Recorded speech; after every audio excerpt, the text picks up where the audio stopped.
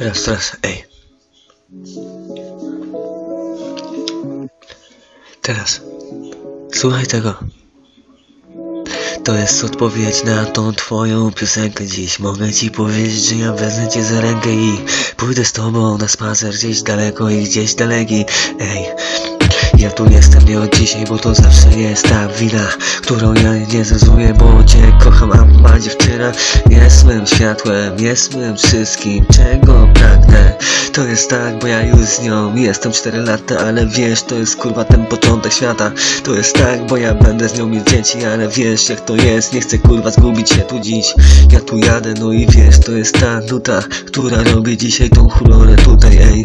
To jest to dla ciebie, bo to robię od serca, z miłości wnętrza i mówię tobie, weź, dzisiaj skręcaj i weź mi rób dobrze. I mogę ci powiedzieć, że ja jestem tutaj, bo mam potrzeb w chuj, ale ty też weź zrozum, że ja jestem tu po to, żeby dać ci rozum. Ja tu będę, no i będę twym mężem, w przyszłości będę miał dzieci, a ty weź dorośnij, bo kocham cię, a to jest ten track wymyślony w 5 minut, ej, robię to dla ciebie. Nie ma takiej opcji, że ja dzisiaj tutaj zjadę, bo to robię